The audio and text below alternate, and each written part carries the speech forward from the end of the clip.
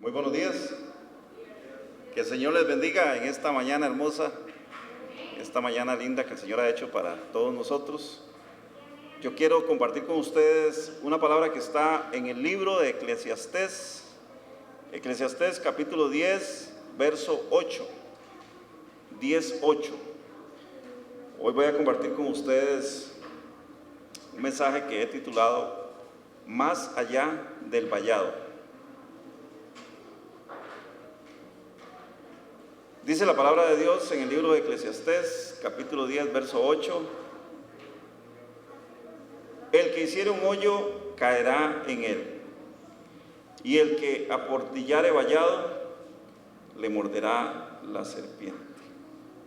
Este es uno de los versos tal vez más conocidos por la gente, más conocidos por los creyentes, y en realidad, si lo interpretamos o si lo analizamos de una manera práctica, sería la siguiente: si yo me aparto de Dios, si me aparto de su camino, voy a sufrir consecuencias muy severas, porque al apartarme lo estaría haciendo por mi propia cuenta y riesgo.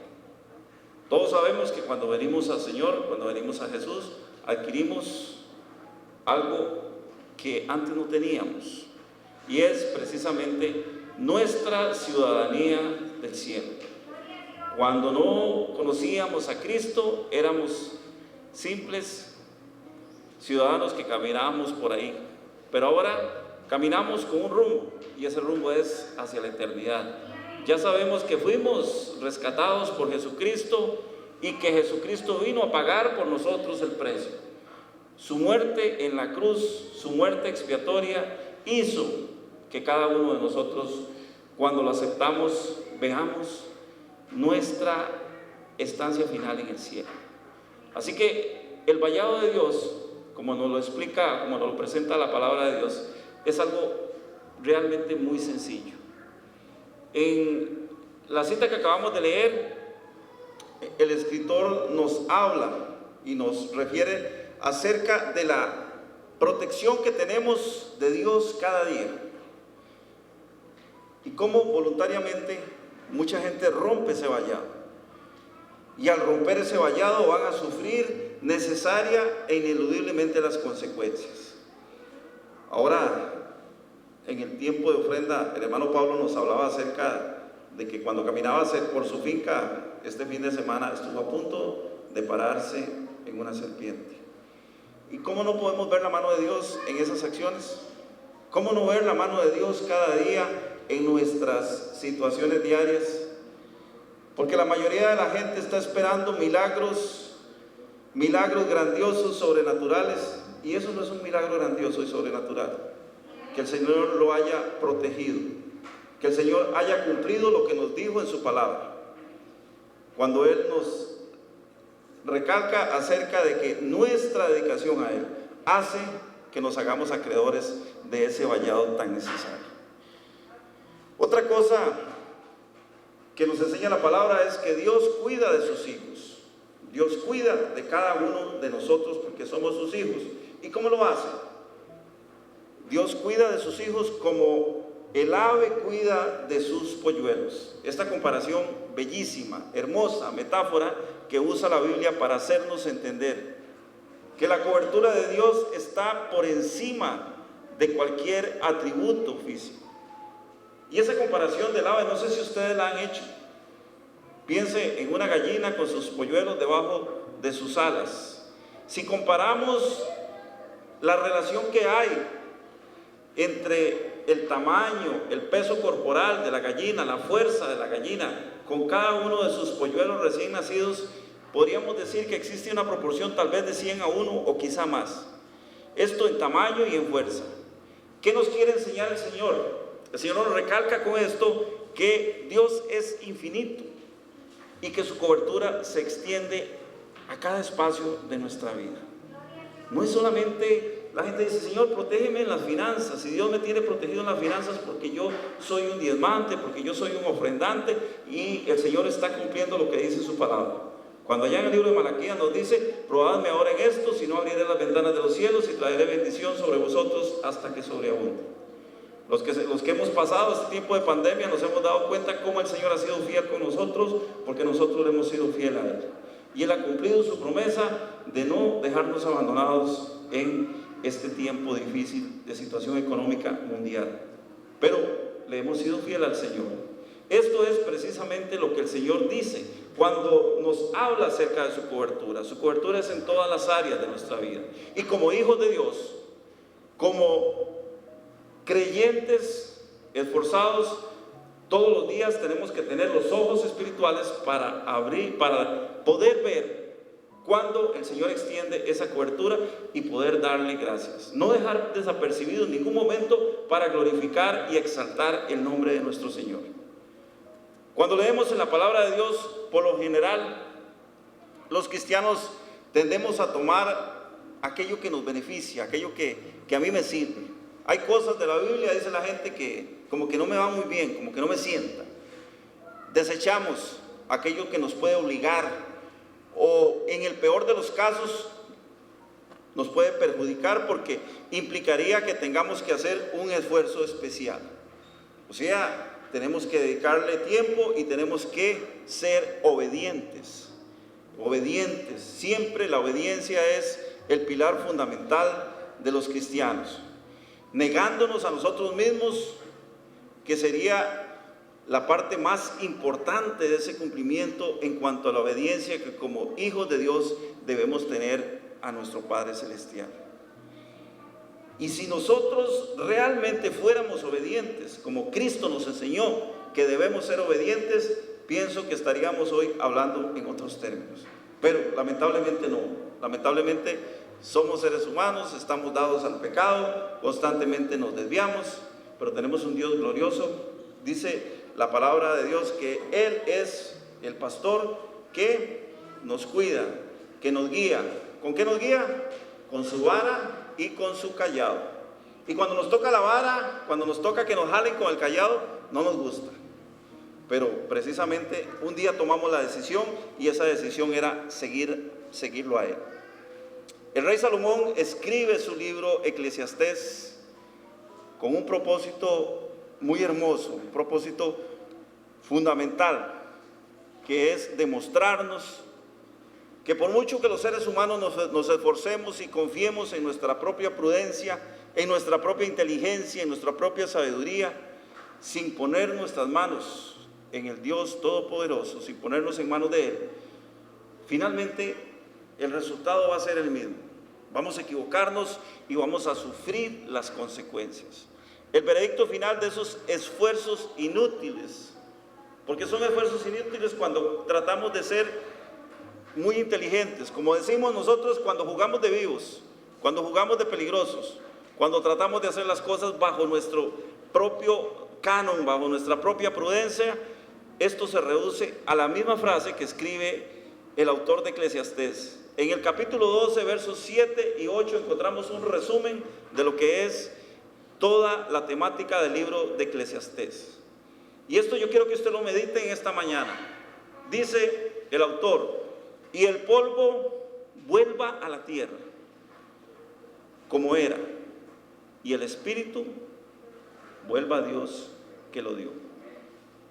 Verso 8: vanidad de vanidades, dijo el predicador. Todo es ¿qué? Todo es vanidad. Creo que sería necio de nuestra parte tratar de agregar algo a estas palabras. No hay nada más que decir. Nada más que decir. El polvo vuelve a la tierra. En algún momento vamos a volver a la tierra, nos guste o no nos guste, queramos o no queramos. Tratemos de alargar nuestra existencia. Eso es algo que no podemos evitar. Dios nos ha dicho de una manera muy sencilla que lo busquemos de todo corazón y que no endurezcamos nuestro corazón. Y ese es uno de los puntos débiles de los cristianos todos los días. Dice Isaías 55:6: buscad a Jehová mientras pueda ser hallado, llamadle en tanto está cercano. El problema es que la mayoría de las veces lo buscamos cuando estamos en problemas, cuando estamos en dificultades. Pero dice: buscadle. No dice cuándo, siempre, tiene que ser siempre. Tenemos que buscar a Dios siempre porque tenemos que estar cerca de Él todo el tiempo. ¿Y por qué dice que lo busquemos? ¿Será porque Él se esconde? No, es porque nosotros nos alejamos. Dios siempre está disponible. Y si dice que lo busquemos es porque Él es fácil, posible. Es fácil de hallar. Cuando el Señor nos llama en su palabra a que le llamemos, dice en tanto que esté cercano. O sea, ¿cuándo Dios se aleja de nosotros? ¿Cuándo Dios se aleja de nosotros? Cuando nosotros nos alejamos de Él. Ese es el momento en el cual Dios se aleja de nosotros. ¿Por qué? Porque con nuestros actos, con nuestras acciones, nos vamos alejando cada día más del Señor. Hebreos capítulo 3, verso 15 dice: entre tanto que se dice, si oyeres hoy su voz, no endurezcáis vuestros corazones como en la provocación. Y hace referencia a un pasaje muy aleccionador que está en el libro de Éxodo, que es: el pueblo comienza a murmurar y comienza a renegar del Señor y provoca la ira de Dios.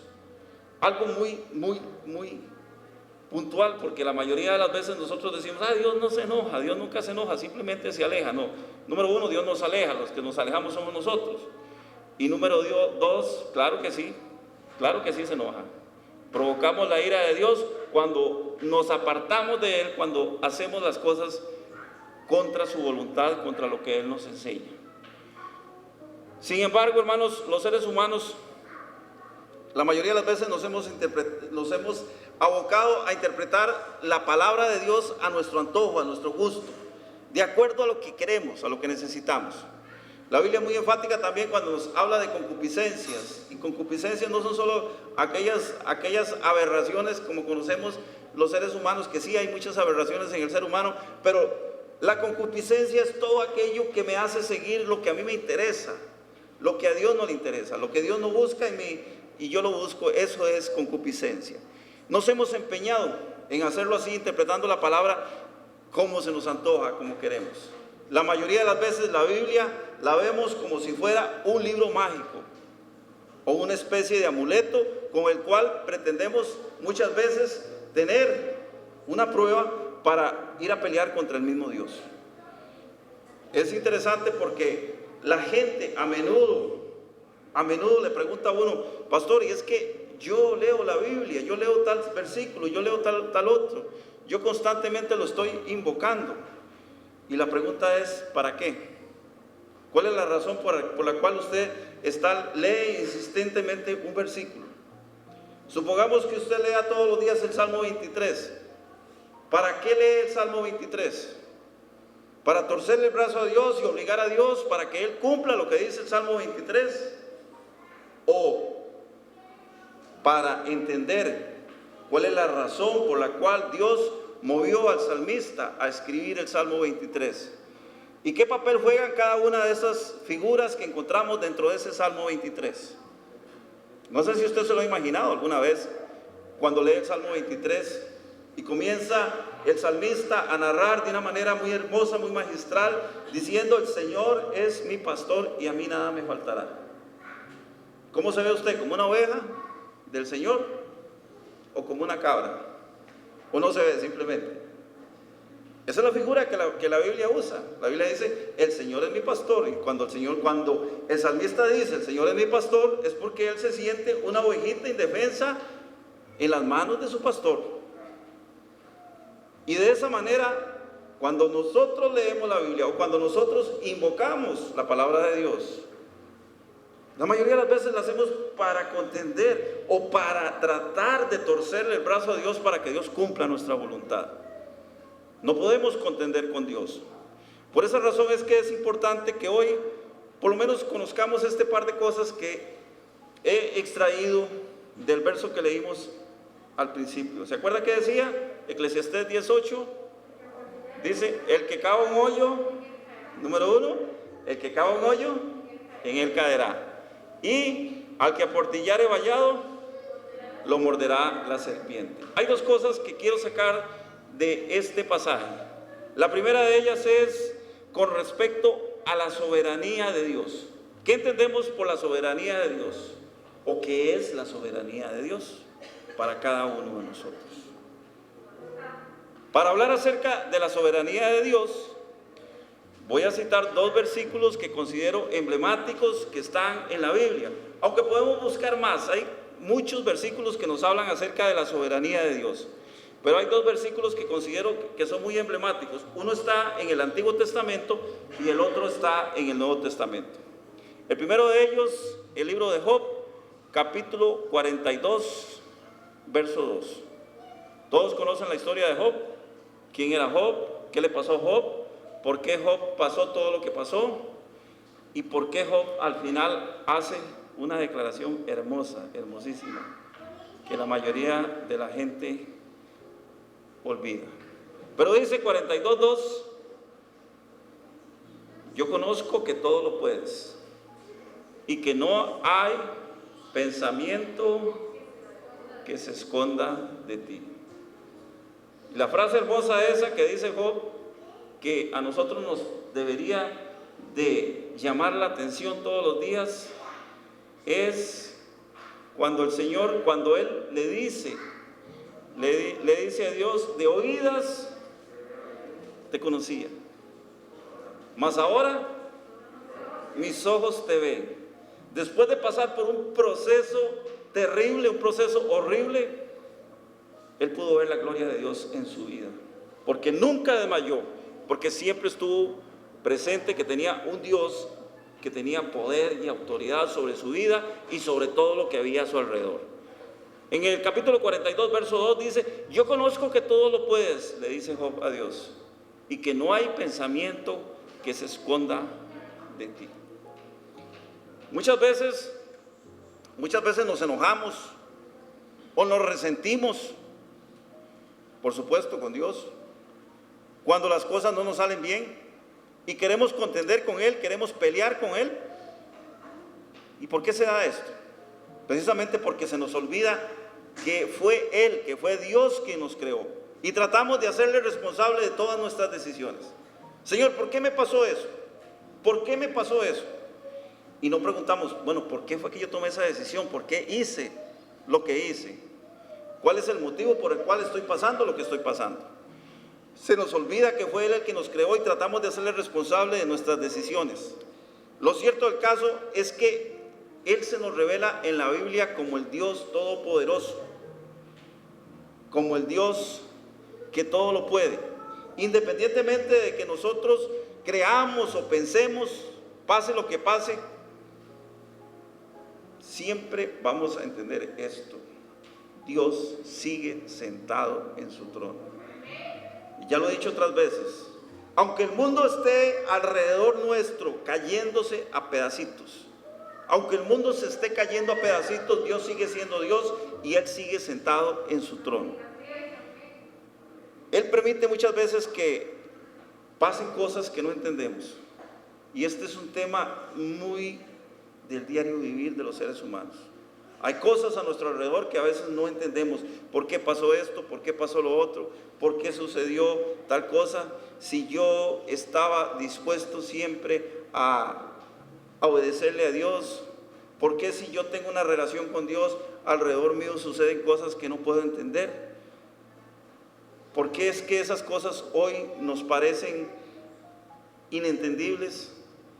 Pues les digo una cosa, llegará un momento en el cual vamos a poder entender todo eso.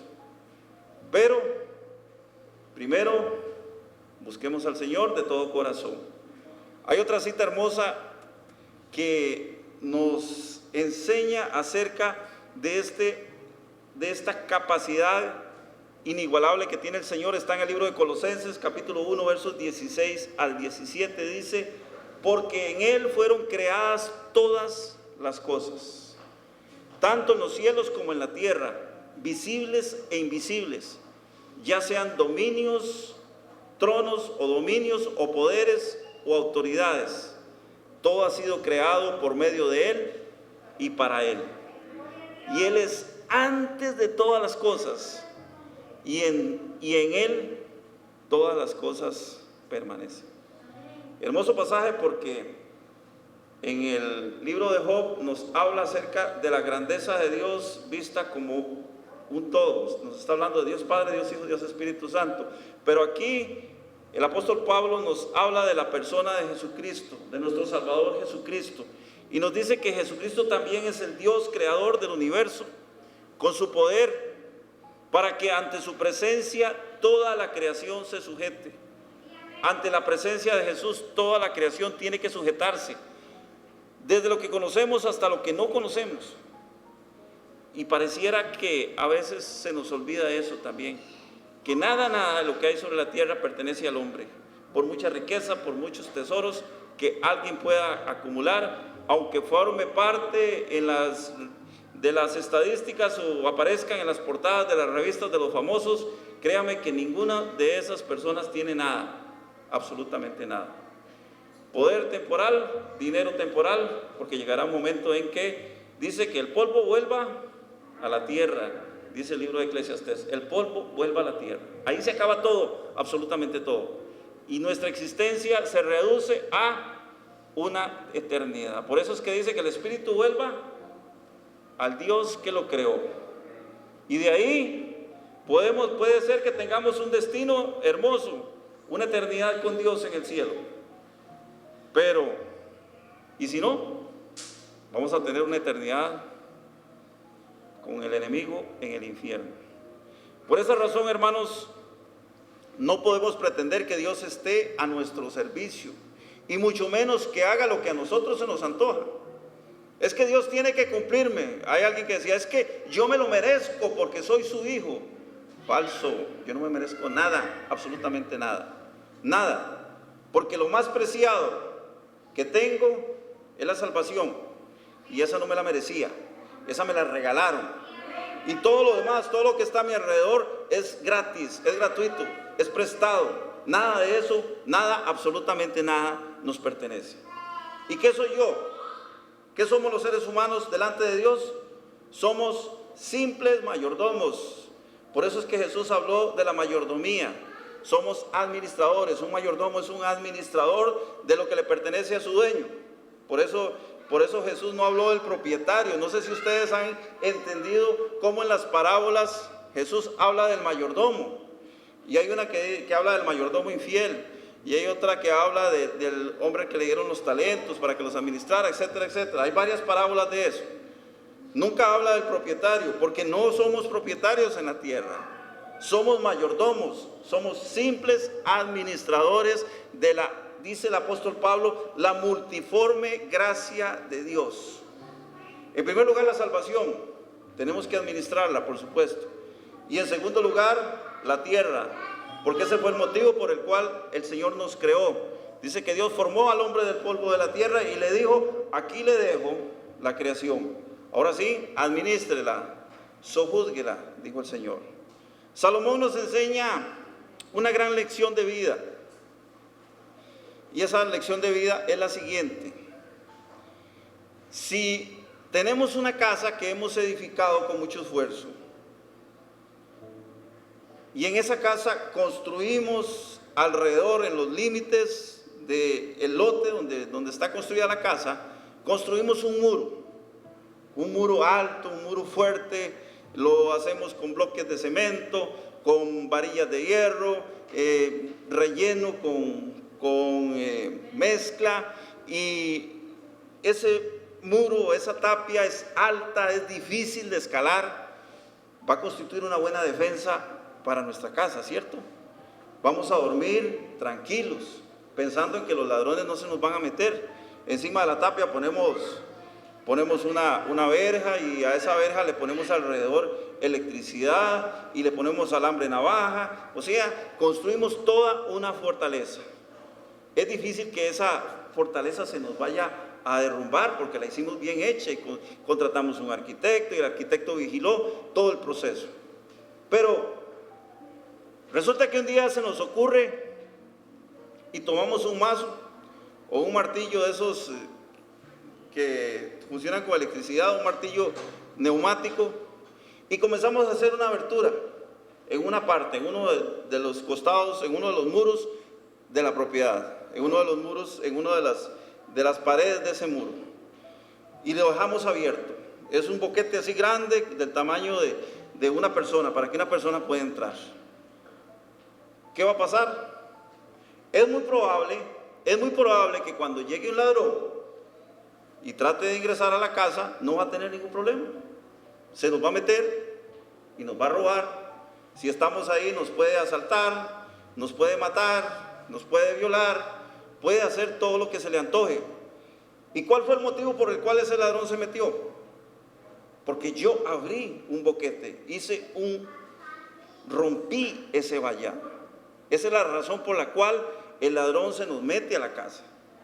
Por eso es que esa figura es muy hermosa, porque dice, al que aportillare vallado. ¿Qué es aportillar? Hacer un portillo, hacer una entrada, hacer un hueco, dejar que la defensa se rompa.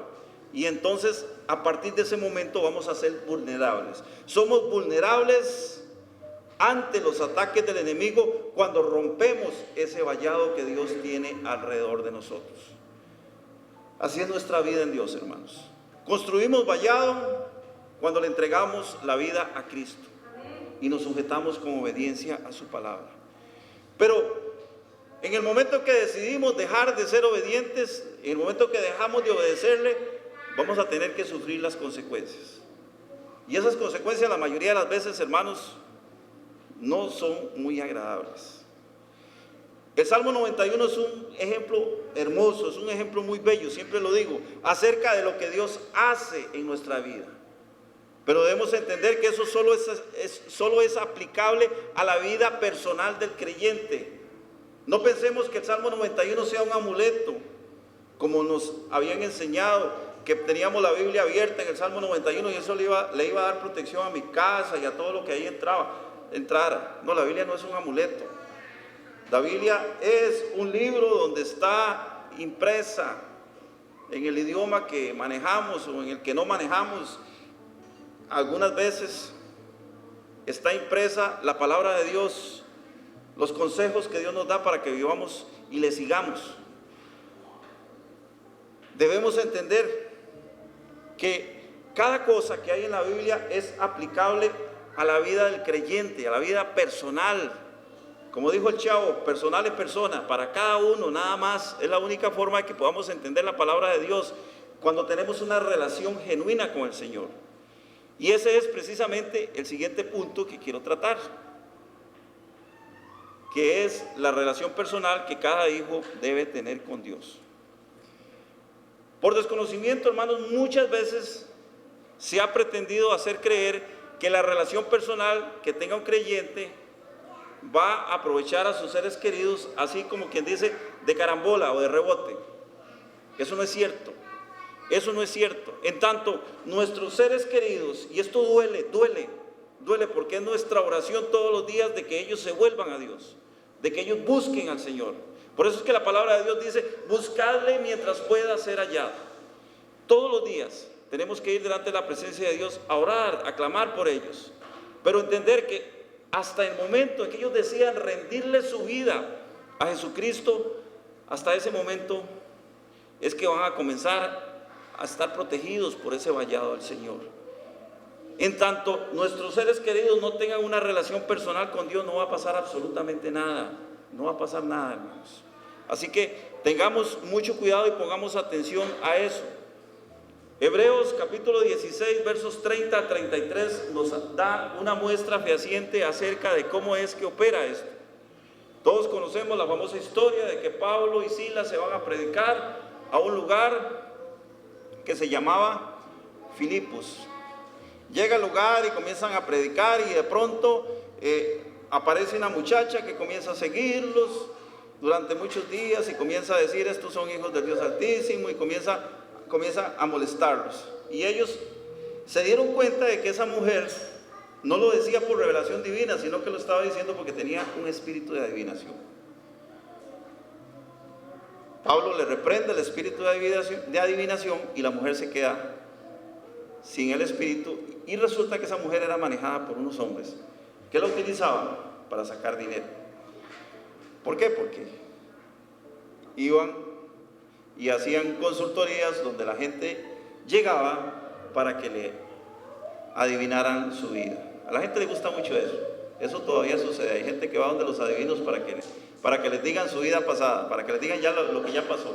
Recuerde que el diablo es padre de mentiras y él conoce nuestra vida pasada. El diablo nunca nos va a profetizar. porque eso implicaría hablar de nuestro futuro. Así que entraron en una controversia y al final terminaron azotándolos y metiéndolos a la cárcel. Ellos alborotaron, las autoridades se fueron contra ellos, les volaron leño, les volaron garrote y los metieron a la cárcel, y ellos estaban en el calabozo de más adentro. Bueno, sucedió después el famoso terremoto, nadie se escapó y el carcelero estaba asustado y se dio cuenta que era el poder de Dios lo que había hecho que esos hombres estuvieran ahí y que de esa manera sobrenatural habían sido liberados. Capítulo 16, verso 30 dice: y sacándolos les dijo: señores, ¿qué debo hacer para ser salvo? Ellos dijeron: cree en el Señor Jesucristo y serás salvo tú y tu casa. Mucho cuidado con este verso. Dice: cree en el Señor Jesucristo y serás salvo tú y tu casa entera, toda tu casa. Verso 32: y le hablaron de la palabra del Señor a él y a todos los que estaban en la casa. Segundo paso: le hablaron de la palabra del Señor a él, al carcelero, y a todos los que estaban en su casa. O sea, les predicaron acerca de la palabra de Dios. Dice el 33: y él, tomándolos en aquella misma hora de la noche, les lavó las heridas, entiéndase, a Pablo y a Silas, y enseguida se bautizó él con todos los suyos. La pregunta del día, por el premio del millón: ¿qué habría pasado si la familia del carcelero de Filipos no hubiera querido aceptar a Jesucristo? ¿Qué hubiera pasado si ellos no hubieran tomado la decisión de aceptar a Jesucristo y de seguirlo? ¿Qué cree usted? Muy sencilla la respuesta, claro. El único que hubiese sido justificado en ese momento era el carcelero, nada más. Todos los demás, llámese esposa, llámese hijos, llámese hijas, nietos, abuelos, primos, sobrinos, se hubieran quedado sin el perdón de Jesucristo. Muchas veces se nos ha dicho que como cristianos tenemos que pagar el precio para que nuestra familia sea salva. Y eso sí, es parcialmente cierto. Parcialmente cierto. ¿Y por qué es parcialmente cierto? Porque 2 Corintios capítulo 3 verso 2 dice que nosotros somos cartas leídas. Y eso significa que nuestros actos van a ser de mucha importancia en el reino de Dios. Porque pueden contribuir, oiga bien, pueden contribuir para que otros, incluidos nuestros parientes, puedan reconocer algo diferente en nosotros. Y de esa manera sentir el deseo de cambiar recibiendo a Jesús como nuestro Señor y Salvador.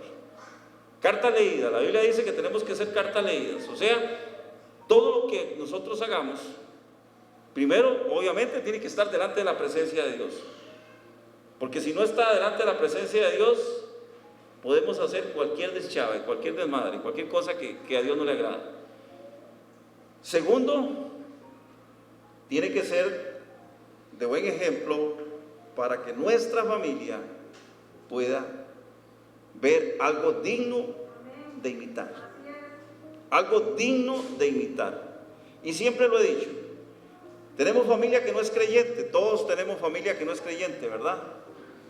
¿Cuál será el motivo por el cual nuestra familia que no es creyente todavía? Yo muchas veces lo he dicho, somos el peor ejemplo de lo que no se debe hacer. Somos el peor ejemplo de lo que debe ser un cristiano. Y esa es la razón por la cual muchas veces no suceden cambios a nuestro alrededor. Porque queremos ver a la gente cambiar, pero no cambiamos nosotros. Queremos que los demás actúen, pero no actuamos nosotros. Por eso es que tenemos que despertar en los seres queridos algo que haga que quieran tener lo que nosotros tenemos.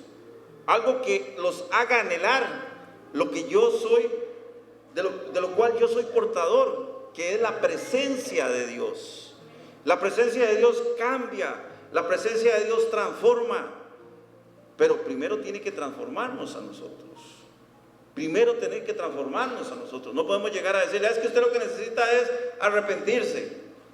¿Y para qué voy a ir a decirle a mi pariente, a mi hermano, a mi primo, a mi vecino que necesita arrepentirse si yo no estoy arrepentido? Absolutamente de nada va a servir eso. Vuelvo al carcelero de Filipos y pregunto, ¿qué hubiera pasado? ¿Qué hubiera pasado si sus hijos no se bautizan? ¿Qué hubiera pasado si sus hijos no deciden recibir a Jesucristo? Su familia simple y sencillamente no hubiera sido salva sin el ejemplo de conversión que les dio el carcelero. Fue muy importante el paso que dio el carcelero, por supuesto. Fue un paso de conversión genuina que hizo que ellos le aceptaran, que ellos le recibieran como su Señor y Salvador. Pero ineludiblemente ellos tuvieron que ir a las aguas del bautismo y tuvieron que recibir a Jesús como su Señor y Salvador. Así que, hermanos, es por esa razón que no debemos dejarnos engañar, creyendo que mis actos personales como cristiano aprovechan o no a otras personas en el ámbito personal de la salvación. Independientemente de la corriente teológica que dice que nuestros actos como cristianos trascienden aún a la gente que ya falleció. Eso es otro tema. Tengan cuidado, no se dejen engañar con eso y lean la Biblia, lean la palabra de Dios. Primera de Timoteo capítulo 1 verso 15 dice así. Primera de Timoteo 1:15. Palabra fiel y digna de ser recibida por todos, que Cristo Jesús vino al mundo para salvar a los pecadores, de los cuales yo soy el primero. ¿Qué nos dice Pablo con esto? Nos deja absolutamente claro con esta cita que la salvación es personal. La salvación es personal y debemos de apropiarnos de ella con mucha diligencia.